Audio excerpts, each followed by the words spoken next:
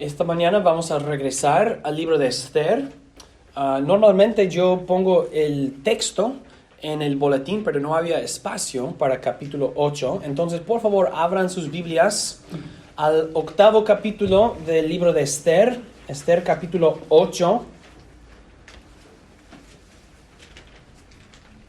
Un capítulo de 17 versículos. Esther capítulo 8. Hace 2 semanas vimos el segundo banquete de Esther con el rey Asuero y con el hombre Amán. Y Amán iba a pedir permiso para matar a Mardoqueo. Amán quería matar a Mardoqueo, pero el rey Asuero había decidido honrar a Mardoqueo. Entonces Amán tuvo que dirigir a Mardoqueo por la ciudad honrándolo, proclamando su gloria y su honra, etc. Y Amán entonces volvió a su casa desanimado y luego fue invitado al segundo banquete con Esther y con el rey Asuero. Y el rey Asuero en el banquete le preguntó a Esther: Esther, ¿qué quieres, mi reina? ¿Cuál es su petición? Y Esther dijo: yo quiero mi vida, no Dios, sino rey Asuero. Quiero mi vida porque una persona ha decidido matarme a mí y a todo mi pueblo. Y el rey pregunta: ¿quién ha hecho esto? ¿Quién pudo haber hecho esto? Y Esther reveló en aquel momento este hombre, este maligno Amán. Entonces Amán, el rey Asuero, fue sorprendido obviamente por esas nuevas y salió para contemplar todo lo que está pasando. Y Amán se quedó con Esther para rogar por su vida.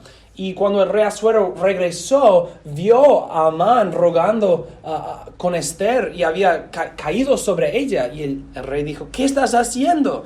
Y el rey entonces mató o causó que sus siervos matara a Amán. Entonces Amán murió en el fin de capítulo 7 y él fue colgado en la horca que había preparado para Mardoqueo. Eso fue una ironía, una inversión, que Amán fue colgado en la horca que él había preparado para Mardoqueo. Y ahora llegamos entonces a Esther capítulo 8. Y quizás nosotros pensamos: excelente, el desastre, ya se escaparon el desastre los judíos. Pero esto no es el fin. Porque podemos decirlo así: el villano está muerto, pero el misil ya fue lanzado. El villano, Amán, sí está muerto, pero el decreto contra los judíos sigue vigente. Recuerden que hace unos capítulos Amán había procurado un decreto para matar a todos los judíos en todo el imperio de los persas. Y este decreto sigue. Entonces ellos sí han matado a Amán, pero la muerte viene para los judíos si no pueden hacer algo. Esther capítulo 8 entonces trata de cómo podemos superar, cómo podemos evitar este problema del decreto contra los judíos. Leamos entonces Esther capítulo 8 y esto es la palabra de Dios. El mismo día, el día del segundo banquete, el día en que Amán fue matado, etc. El mismo día, el rey Asuero dio a la reina Esther la casa de Amán, enemigo de los judíos. Y Mardoqueo vino delante del rey, porque Esther le declaró lo que él era respecto de ella. Asuero no supo hasta este momento que Mardoqueo es un familiar de Esther. Versículo 2. Y se quitó el rey el anillo que recogió de Amán y lo dio a Mardoqueo. Y Esther puso a Mardoqueo sobre la casa de Amán. Volvió luego Esther a hablar delante del rey y se echó a sus pies, llorando y rogándole que hiciese nula la maldad de Amán Agageo y su designio que había tramado contra los judíos. Entonces el rey extendió a Esther el cetro de oro, y Esther se levantó y se puso en pie delante del rey. Y dijo: si place al rey, y sea hallado gracia delante de él, y si le parece acertado al rey, y yo soy agradable a sus ojos, que se dé orden escrita para revocar las cartas que autorizan la trama de Amán, hijo de Amedata, Agageo, que escribió para destruir a los judíos que están en todas las provincias del rey. Porque ¿cómo podré yo ver el mal que alcanzará a mi pueblo? ¿Cómo podré yo ver la destrucción de mi nación? Respondió el rey Asuero a la reina Esther y a Mardoqueo el judío: He aquí, yo he dado a Esther la casa de Amán, y a él han colgado en la horca, por cuanto extendió su mano contra los judíos. Escribid pues vosotros a los judíos, como bien os pareciere, en nombre del rey, y selladlo con el anillo del rey, porque un edicto que se escribe en nombre del rey y se sea con el anillo del rey no puede ser revocado. Entonces fueron llamados los escribanos del rey en el mes tercero, que es Sivan, a los 23 días de ese mes, y se escribió conforme a todo lo que mandó Mardoqueo a los judíos y a los sátrapas. Las sátrapas son gobernadores de alto nivel. Los sátrapas, los capitanes y los príncipes de las provincias que había, desde la India hasta Etiopía, 127 provincias, a cada provincia según su escritura y a cada pueblo conforme a su lengua, a los judíos también conforme a su escritura y lengua. Y escribió en nombre del rey Asuero, y lo selló con el anillo del rey, y envió cartas por medio de correos montados en caballos veloces, procedentes de los repastos reales, que el rey daba facultad a los judíos que estaban en todas las ciudades para que reuniesen y estuviesen a la defensa de su vida, prontos a destruir y matar y acabar con toda fuerza armada del pueblo o provincia que viniese contra ellos, y aun sus niños y mujeres, y apoderarse de sus bienes. En un mismo día, en todas las provincias del rey Asuero, en el día 13 del mes 12, que es el mes de Adar, la copia del edicto que había de darse por decreto en cada provincia, para que fuese conocido por todos los pueblos, decía que los judíos estuviesen preparados para aquel día para vengarse de sus enemigos. Los correos, pues, montados en caballos veloces, salieron a toda prisa por la orden del rey, y el edicto fue dado en Susa, capital del reino. Y salió Mardoqueo de delante del rey con vestido real de azul y blanco, y una gran corona de oro, y un manto de lino y púrpura. La ciudad de Susa entonces se alegró y regocijó. Y los judíos tuvieron luz y alegría, y gozo y honra. Y en cada provincia y en cada ciudad donde llegó el mandamiento del rey, los judíos tuvieron alegría y gozo, banquete y día de placer. Y muchos de entre los pueblos de la tierra se hacían judíos, porque el temor de los judíos había caído sobre ellos.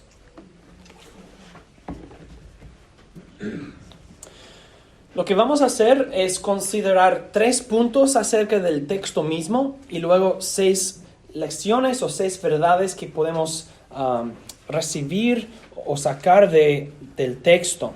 Entonces noten conmigo 3 cosas para explicar, para entender capítulo 8. Número 1, revocación. En capítulo 8, el centro del conflicto, la causa del conflicto es esto, que un decreto real no puede ser revocado.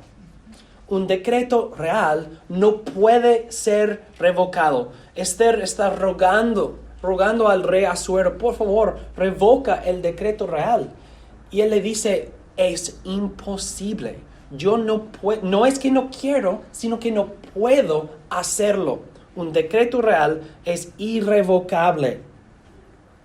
Esther y Mardoqueo, ellos tienen favor en los ojos del rey. El rey por la mañana honró de gran manera a Mardoqueo. Y obviamente ama a Esther por la manera en que la trata en el libro. Entonces el problema no es que el rey no quiere ayudarles. El rey ama a Esther y quiere honrar a Mardoqueo, pero no puede, no tiene autoridad para deshacer sus propios decretos. Como ya dije, el villano está muerto, pero el misil ya fue lanzado. El rey está diciendo, pues el misil ya fue lanzado, ¿qué puedo hacer? Entonces, nosotros, quizás a nosotros esto nos parece raro. Asuero, eres el rey. Deshaz el decreto, revoca el decreto. Pero vemos de otras escrituras que es imposible. En el boletín, entonces, yo tengo para ustedes unos versículos que mencionan la misma verdad. En Daniel capítulo 6, unos hombres malignos conspiran contra Daniel y ellos sugieren al rey Darío que haga un decreto, un edicto, que todos tienen que adorar a su Dios y no a cualquier otro.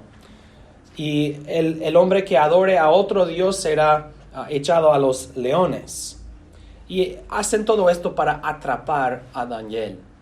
Y leamos entonces Daniel 6, 8 al 9 y luego 12 al 15. Ahora, oh rey, pon en vigencia el edicto y firma el documento para que no pueda ser cambiado conforme a la ley de medos y persas, la cual no puede ser abrogada. Por tanto, el rey Darío, firmó el documento del edicto.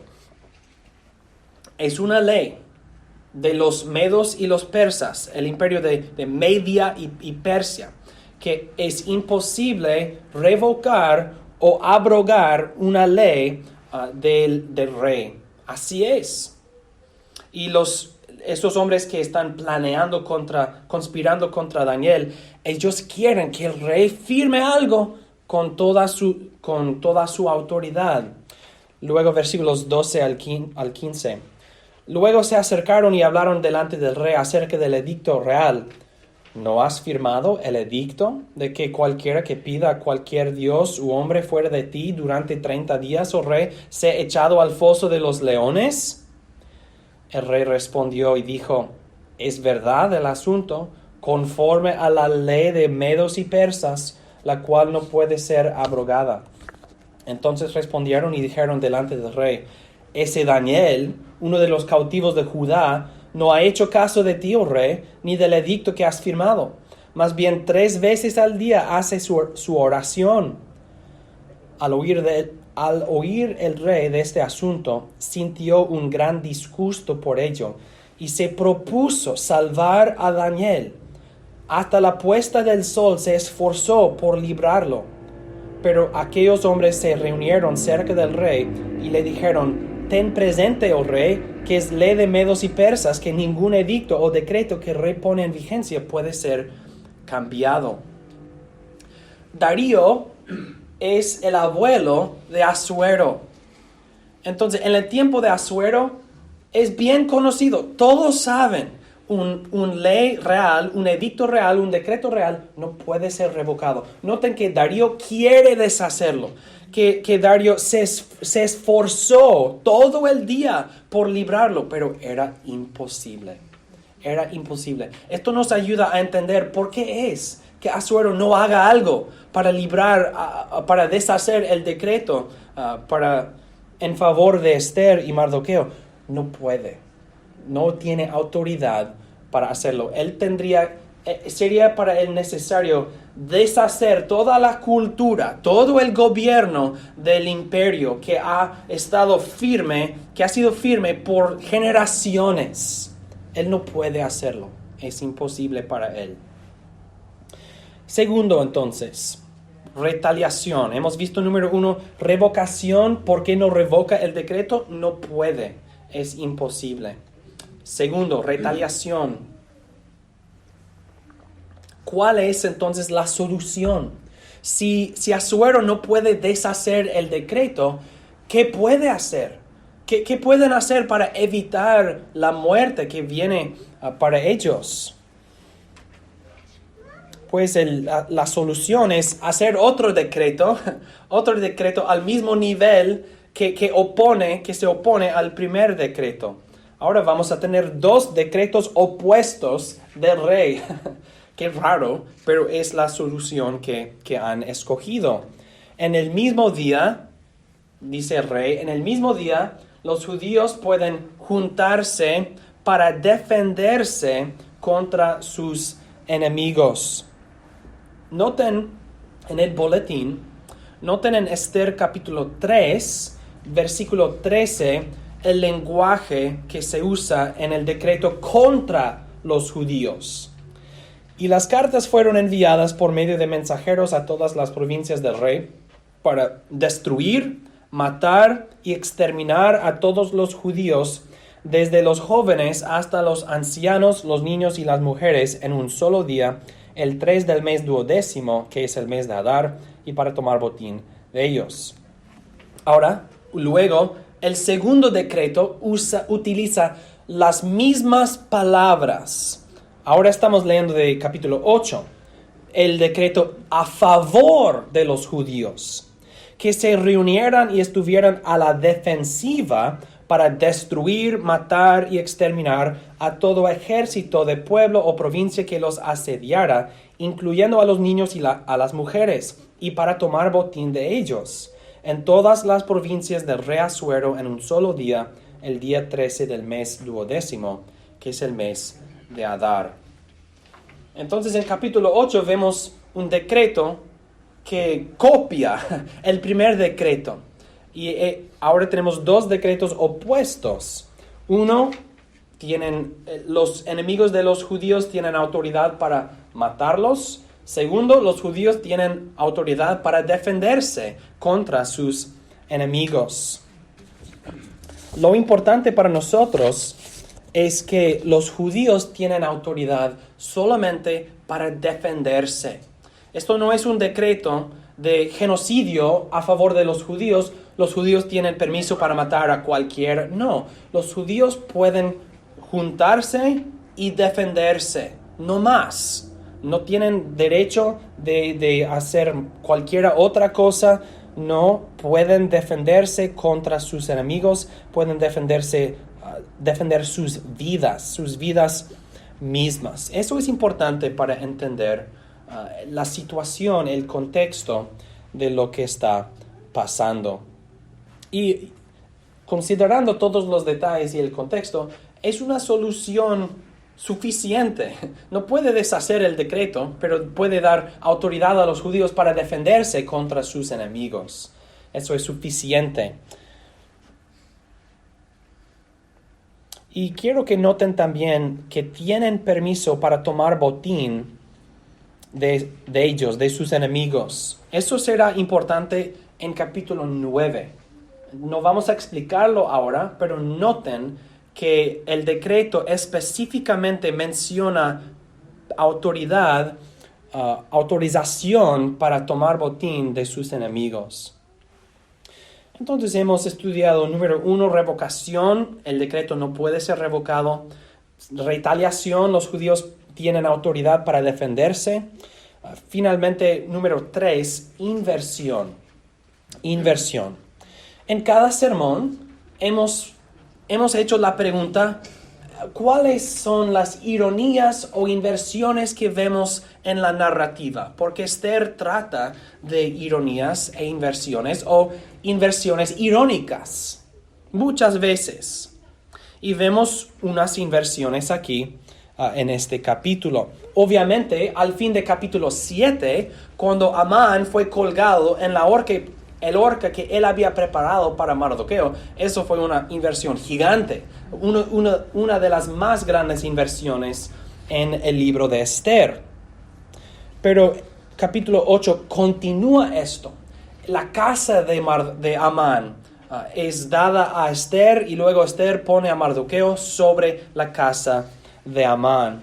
Entonces en capítulo 8, Mardoqueo está encima de la casa o tiene autoridad sobre la casa de Amán. Eso es una inversión completa. También vemos en versículo 2, el rey se quitó su anillo que había vuelto a tomar de Amán y se lo dio a Mardoqueo. Y Esther puso a Mardoqueo a cargo de la casa de Amán. En capítulos 1 al 7, Amán está aquí y Mardoqueo aquí. En capítulo 8, Mardoqueo está aquí y Amán está aquí, ¿verdad? Es una inversión completa. El anillo que estaba en el dedo de Amán ahora fue puesto en el dedo de Mardoqueo.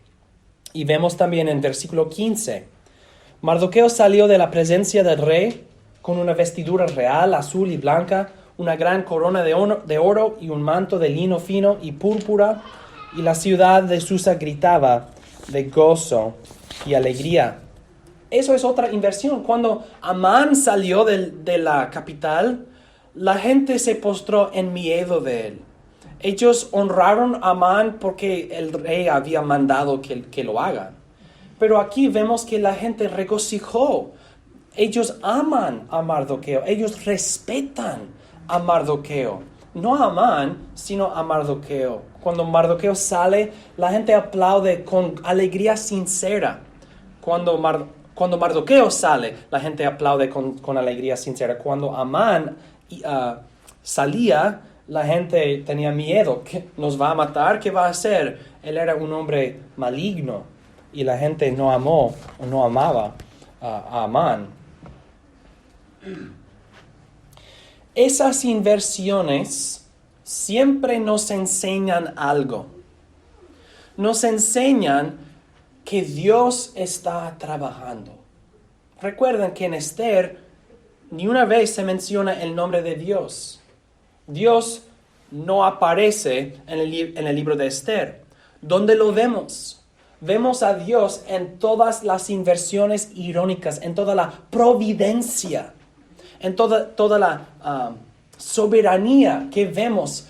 ¿Cómo es que todo llegue a este punto? ¿Cómo es que esas situaciones sigan desarrollando así? Porque Dios está trabajando. Dios está trabajando. Entonces noten unos proverbios que corresponden a lo que hemos visto. Proverbios 22 al 23. No robes al pobre porque es pobre, ni oprimas al afligido en las puertas de la ciudad, porque el Señor defenderá la causa de ellos y despojará al alma de quienes los despojan. Dios defendió a Mardoqueo. Mardoqueo fue oprimido por Amán porque era pobre y después Amán quería despojar a los judíos, pero Dios despojó a Amán. Dios destruyó a Amán. Versículo 23, el Señor defenderá la causa de ellos. ¿Qué explica las inversiones, la providencia de capítulo 8 y de los capítulos anteriores? Dios está defendiendo la causa de su pueblo. La ausencia de Dios proclama la presencia de Dios en esas situaciones. Proverbios 21, versículo 2. O versículo 1. Versículo 1, creo. Como una corriente de agua es el corazón del rey en la mano del Señor, quien lo conduce a todo lo quiere. El rey sigue bendiciendo a Esther y Mardoqueo. El rey actúa a favor de ellos. ¿Cómo puede ser que el rey del imperio de los persas está a favor de los judíos? ¿Cómo puede ser? El Señor mueve su corazón como una corriente de agua, es el corazón del rey en la mano del Señor.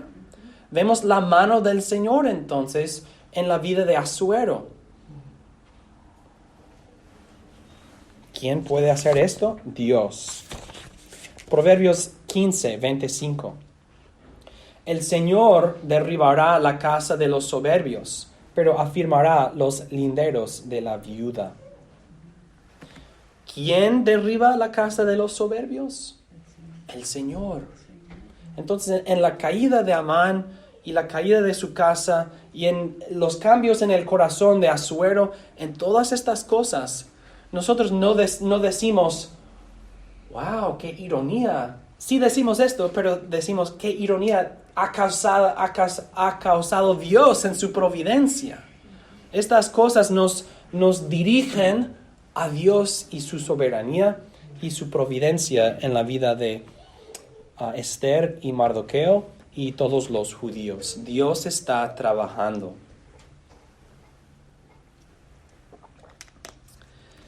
Entonces, hermanos, entendemos el texto, entendemos el contenido de capítulo 8.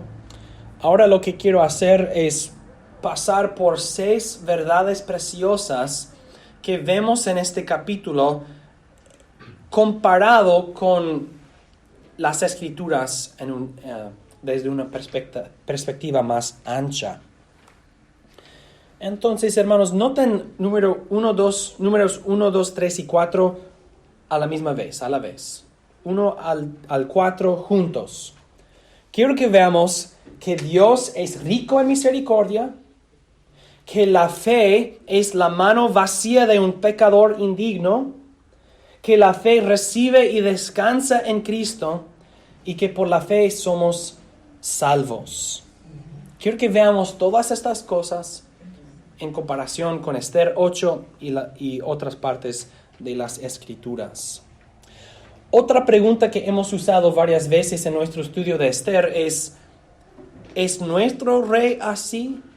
¿Es nuestro rey como Asuero? ¿Es nuestro rey como él? Noten la manera en que Esther ruega a Asuero. Versículo 3 hasta versículo 5. Esther volvió a hablar en presencia del rey. Se echó a sus pies llorando y le imploró que evitara la desgracia concebida por Amán el agageo y el plan que había ideado contra los judíos.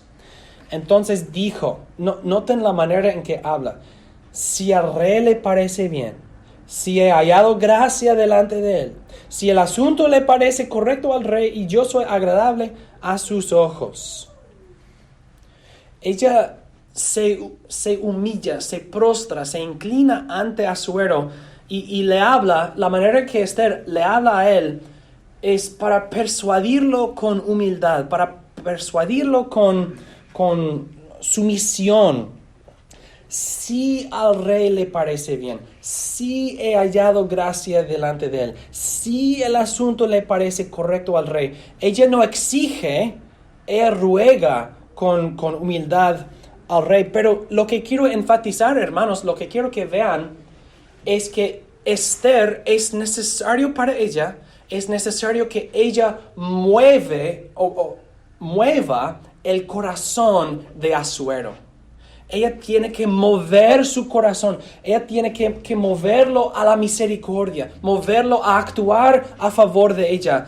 Y la manera en que ella lo haga o lo hace es así, con palabras humildes, echándose a sus pies, llorando e implorando. Y no quiero decir que no es sincera, creo que ella es 100% sincera, pero ella tiene que moverlo a la misericordia, tiene que moverlo a tener compasión de ella. Y quiero recordarles, hermanos, que Dios no es así. Dios no es así. ¿Cómo? ¿Qué quieres decir? Hermanos, no tienes que mover a Dios a la misericordia. No tienes que mover a Dios a la misericordia. Dios es misericordioso. Dios es rico en misericordia. No tienes que provocar en Él la misericordia. Él es la misericordia. Él es el original. Él no puede no ser misericordioso porque Él es la misericordia. Eso es lo que nosotros llamamos la inmutabilidad de Dios y la impasibilidad de Dios. Es imposible moverlo a Dios, es imposible moverlo a la misericordia porque Dios es misericordioso y Dios es la misericordia. Dios es el que ayuda a los que necesitan ayuda. Él socorre a los necesitados. Y Él ha declarado al mundo, Dios ha declarado al mundo que todos los condenados, Esther era condenada por el decreto contra los judíos, Dios ha declarado que todos los condenados que le piden misericordia pueden obtenerla gratuitamente en Jesucristo, quien murió en la cruz como un sacrificio y levantó de los muertos. Dios ha declarado, todos los que vienen a mí para pedir misericordia en el nombre de mi Hijo Jesucristo, la recibirán, la tendrán gratuitamente. Entonces, si quieres la gracia de Dios en Cristo Jesús, no es necesario echarte a sus pies y llorar e implorar, Dios, por favor. No es necesario moverlo a la misericordia. Dios ya es misericordioso. Dios es la misericordia. Entonces la fe no persuade a Dios. La fe es la mano vacía de un pecador indigno. Sí, venimos con humildad, reconociendo nuestra pecaminosidad, pero la fe no persuade a Dios, la fe no mueve a Dios, la fe recibe lo que Dios ha prometido.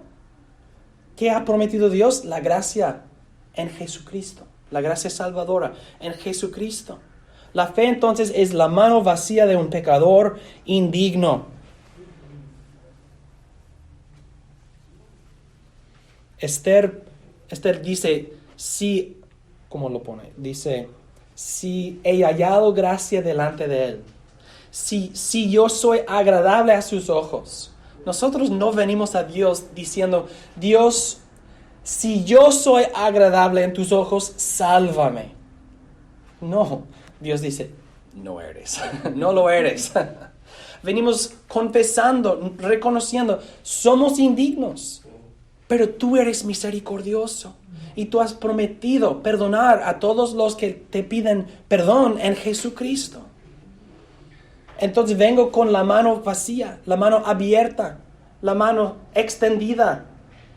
Y así Dios nos reparte, nos otorga, nos da su gracia en Jesucristo.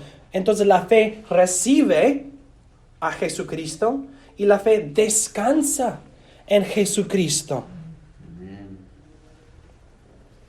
Nosotros no decimos a Dios, si soy agradable a sus ojos, si he hallado gracia delante de Él. No, es una bendición que no es necesario mover a Dios a la misericordia. Dios es misericordioso.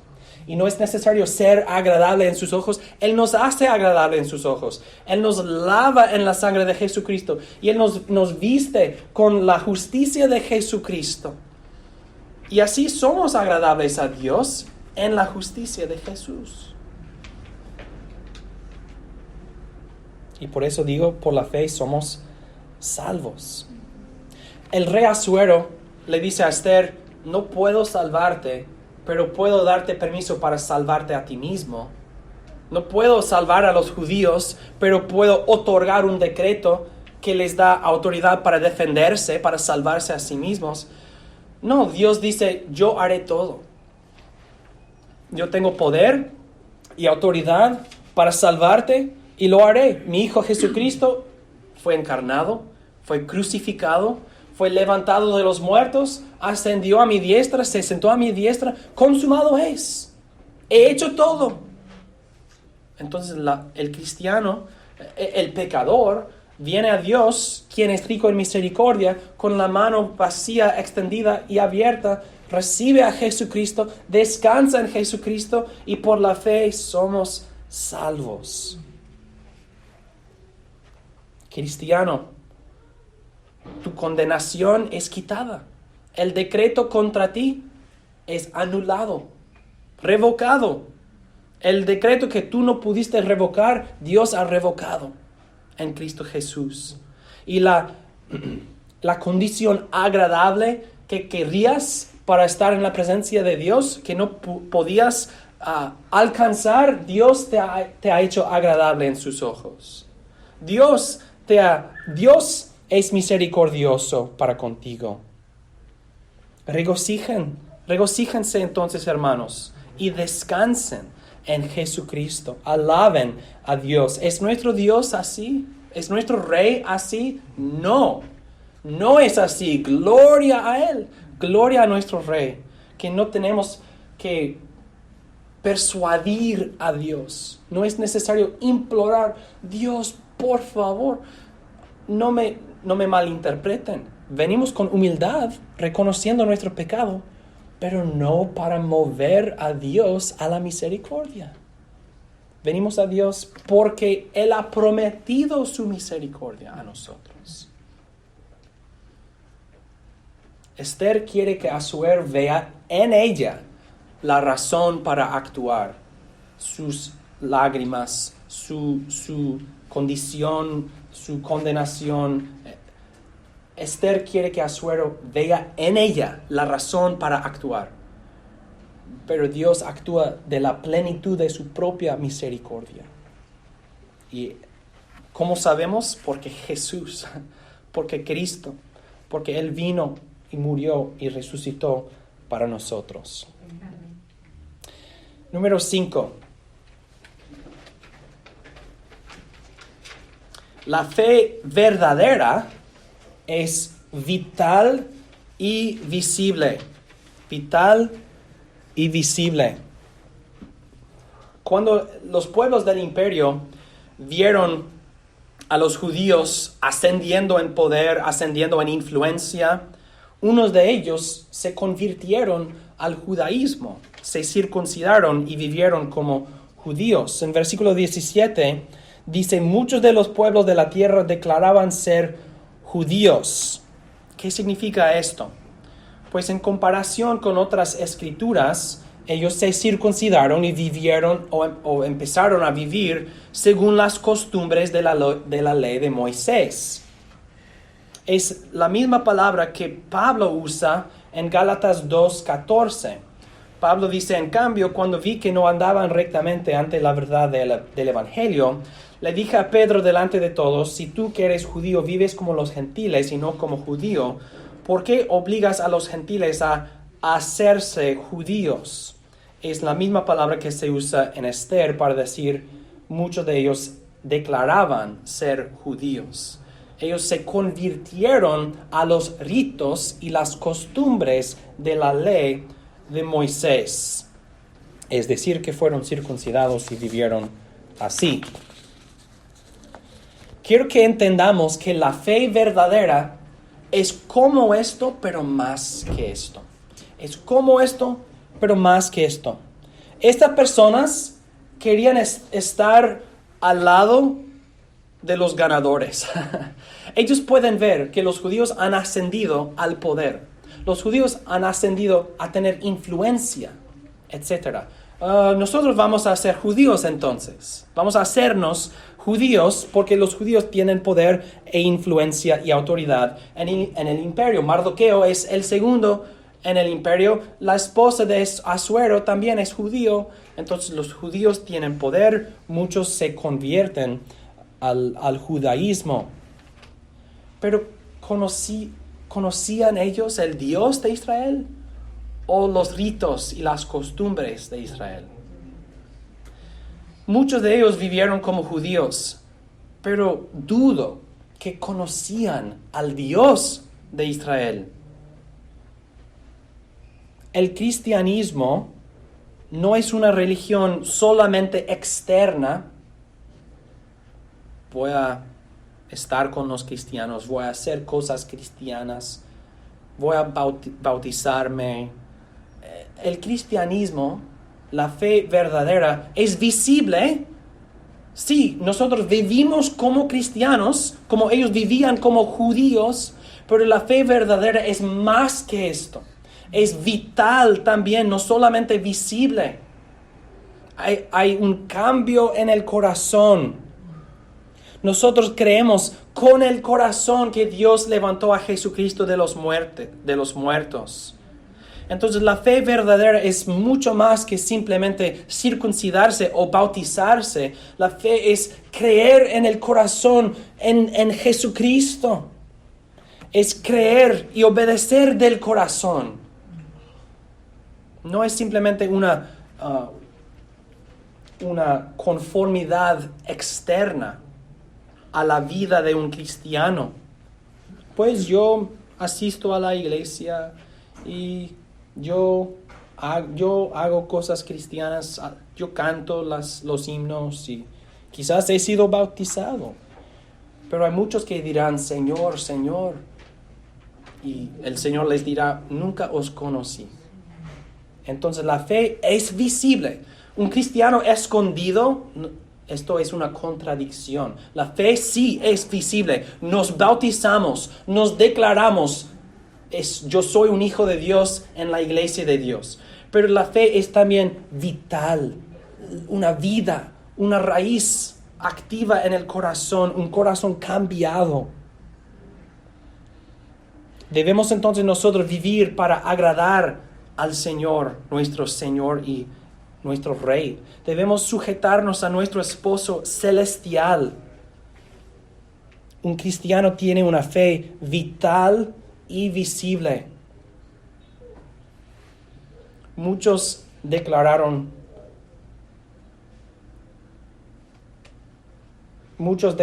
ser judíos. ¿Ok? Eso no es suficiente para creer en Dios y ser salvo. La fe verdadera es vital y visible. Número 6. En conclusión, el perfecto amor echa fuera el temor. ¿Por qué se hicieron judíos? Dice, el miedo a los judíos había caído sobre ellos.